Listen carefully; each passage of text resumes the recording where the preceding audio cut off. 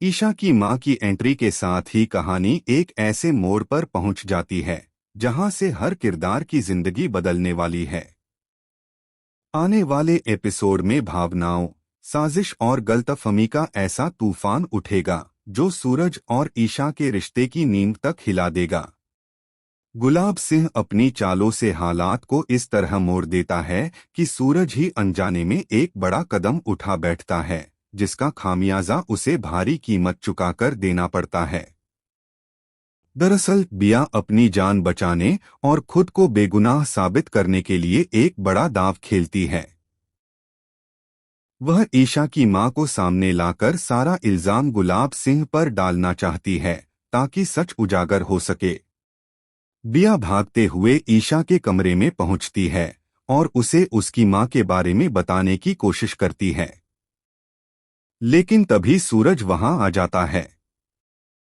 वह बिया को पकड़ना चाहता है क्योंकि उसे लगता है कि बिया कोई नई साजिश रच रही है।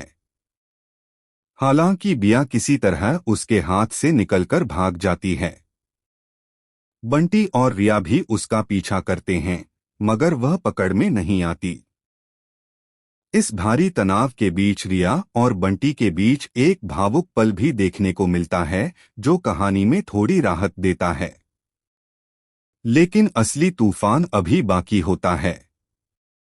बिंदिया किसी तरह ईशा की मां तक पहुंचती है, जिन्हें गुलाब सिंह ने कैद करके रखा होता है।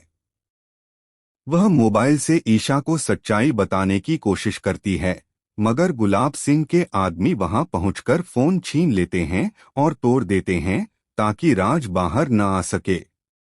शिवरात्रि के पावन अवसर पर बिया एक नई योजना बनाती है।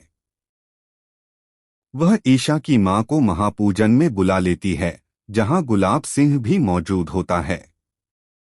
जैसे ही गुलाब सिंह की नजर उन पर पड़ती है, वह घबरा जाता है और सूरज को आदेश देता है कि उस औरत पर नजर रखे क्योंकि उसे खतरा महसूस हो रहा है।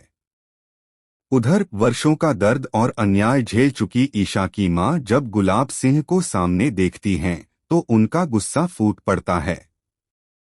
वे पूजा के दौरान त्रिशूल उठाकर उस पर हमला करने दौड़ती हैं।